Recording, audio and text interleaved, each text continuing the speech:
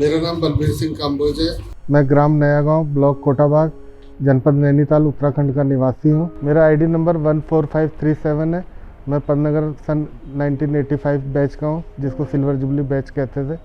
और 98 में BSc पास करने के बाद एग्रीकल्चर इकोनॉमिक्स से मैंने 1991 में MSc किया। उसके बाद मैंने करीब 7 वर्ष तक प्राइवेट बीज कंपनी में काम किया। तो 2006 से मैंने ये कट फ्लावर का उत्पादन शुरू किया।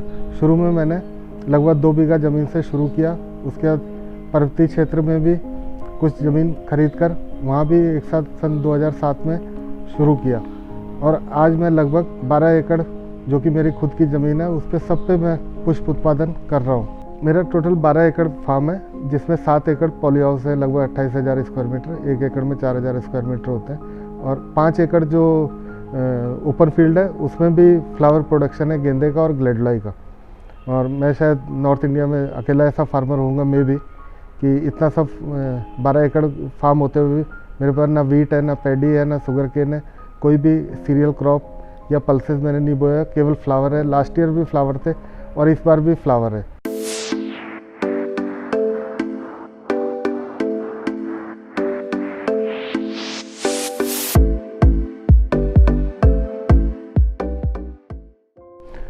इन पुष्पों में सबसे ज़्यादा जरबेरा, कार्नेशन, लिलियम, ग्लेडुलाई, रोजेस और क्राइसेंथेमम इन पुष्पों का उत्पादन करता हूँ। और मेरे लगभग 27,000 स्क्वायर मीटर पॉली हाउस है, लगभग 7 एकड़। और 5 एकड़ जो खुले खेत हैं, उसमें भी पुष्प उत्पादन ही करता हूँ। कोई अन्य फसल पुष्प के अलावा मैं अपने खेतों में नहीं बोता। देखिए, फेस्टिवल सीजन में तो सबसे ज़्यादा डिमांड जरबेरा की, और कोई भी पॉली हाउस शुरू होता है तो सबसे पहले जरबेरा, क्योंकि वो बल्क में यूज़ होता है, स्टेज पे भी, गेट में, गैलरी में, बुके शॉप में।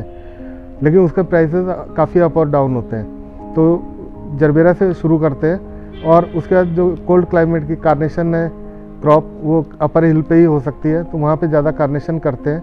और बीच में जब क्रॉप चेंज करते हैं हम लोग 3-4 साल के बाद, तो एक क्रॉप लिलियम की, क्योंकि वो 3-4 महीने की क्रॉप होती है, तो वो एक क्रॉप पैटर्न चेंज करने के लिए वो लिलियम भी कर लेते हैं। और ओपन फील्ड में तो ग्लेडुलाई या फिर गेंदा, ये 2 फसलें करते हैं। परिवार में हमारी जो पत्नी है, समझिए अब से 3-4 साल पहले तक हम साथ में जॉब भी करते थे, तो ये पूरे डेवलपमेंट पहाड़ पे यहाँ सब वो देखती थी। हम टाइम टू टाइम हफ्ते में 1 दिन 2 दिन फार्म देख पाते थे। अभी तो 4 साल से तो पूरा फुल टाइम फार्म ही देख रहे हैं, तो सब मैनेज करना उनका। इसके अलावा फादर है अभी, वो भी बहुत अच्छी बात है कि अगर हम लोग घर पे नहीं है तो ऐसा नहीं है कि पीछे से कोई नुकसान हो जाए या टाइमली कोई काम नहीं हो। फादर भी सारा करवा देते हैं काम, तो इन 2 लोगों का सहयोग सबसे ज़्यादा है। देखिए, इसमें सबसे पहले जब स्टार्टिंग की थी, तब नेशनल हॉर्टिकल्चर बोर्ड, जो गवर्नमेंट ऑफ इंडिया के एग्रीकल्चर डिपार्टमेंट का एक पार्ट है, उससे 25% सब्सिडी और 25% उत्तराखंड हॉर्टिकल्चर डिपार्टमेंट से मैचिंग ग्रांट, 50% सब्सिडी हमको मिलती थी। उसके बाद उससे हमने काफ़ी डेवलपमेंट किया, करीब 75% डेवलपमेंट उसी के अंतर्गत किया। उसके बाद नेशनल हॉर्टिकल्चर मिशन, ये भी गवर्नमेंट ऑफ इंडिया के एग्रीकल्चर डिपार्टमेंट का ही एक पार्ट है। ये 50% अनुदान देता है पॉली हाउस में या कट फ्लावर्स के प्रोडक्शन में। और ये हॉर्टिकल्चर डिपार्टमेंट जो उत्तराखंड का है, इसके थ्रू देता है। तो इसमें अनुदान का बहुत बड़ा रोल है।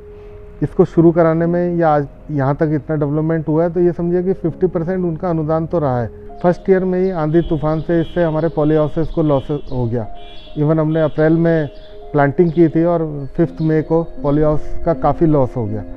लेकिन ये मन में था कि ठीक है, आज लॉस हुआ है, आगे बढ़ते हैं। देखिए, पॉली हाउस में जो है उस सेमी कंट्रोल्ड मौसम है, हम लोग क्रिएट करते हैं। इसमें शेड नेट है, जैसे ज़्यादा धूप होती है तो 50% शेड नेट है, मतलब 50% आपको छाया पौधे को मिल जाती है।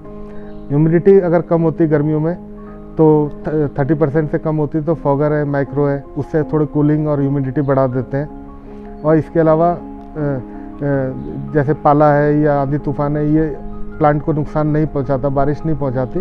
इसमें कट फ्लावर जो पॉली हाउस वाला फ्लावर है, इसमें सबसे ज़्यादा रिस्क तो आंधी तूफान का है, क्योंकि 5 ईयर्स तक लगभग ये इंश्योर्ड होते हैं, जब तक बैंक का लोन वगैरह, उसका इंश्योरेंस नहीं है। अगर आंधी तूफान 100-120 किलोमीटर पर आवर की स्पीड से आएगा तो इसकी पॉलीथीन वगैरह डैमेज हो जाती है, कुछ जगह पूरे स्ट्रक्चर भी डैमेज हो जाते हैं। नंबर 1 तो ये रिस्क है। इसमें गवर्नमेंट 4 साल के पुराने पॉली हाउस को कुछ पॉलिश शीट वगैरह भी देती है, उत्तराखंड डिपार्टमेंट हॉर्टिकल्चर का वो भी देता है। और लेकिन दूसरा रिस्क ये है कि अगर आपका प्रोडक्शन मान लो सीजनल क्रॉप का ग्लैडोलाई है, लिलियम है या क्राइसेंथेमम है, वो ऐसे टाइम पे आ गया जब शादी ब्याह या फंक्शन नहीं है, या मार्च एंड है जब क्लोजिंग है सब लोग, या बच्चों के एग्ज़ाम चल रहे हैं जब कोई फंक्शन नहीं होना है, तो अगर जो प्लानिंग कर सकते हैं 3-4 क्रॉप हैं उसमें ग्लैडोलाई की आप प्लानिंग कर सकते हैं, लिलियम की, वो उस टाइम पे नहीं आना चाहिए प्रोडक्शन। सबसे पहले मेरी सलाह सबसे यही रहती है कि अगर आप फ्लावर को एग्रीकल्चर मान के कर रहे हैं, अगर आपका कंपटीशन, आपकी तुलना एग्रीकल्चर एक्टिविटी से है, चाहे वो पौराणिक फसलें हैं, चाहे वो डेयरी है, चाहे वो पोल्ट्री है, पशुपालन है, बगीचा है, तब तो फ्लोरिकल्चर शायद टॉप पे या सेकंड पे आएगा। अगर आप इसकी तुलना किसी बैंक्वेट हॉल से, किसी राइस मिल से, किसी स्टोन क्रशर से या शोरूम से कर रहे हैं तो फिर आप फ्लोरिकल्चर मत करिए। इसमें मैं यही कहना चाहूँगा, देखिए फ्लावर है या जैसे पोल्ट्री है, पोल्ट्री में कहते हैं कि शुरू में जब छोटे चिक पोल्ट्री फार्म में आते हैं तो 8-10 दिन 15 दिन उनका बहुत ध्यान रखना पड़ता है, वो एक साथ इकट्ठे ना हो जाए, उनको ठंड ना लग जाए, उनको गर्म ना लग जाए, जो भी है, या डिजीज़ ना फैले।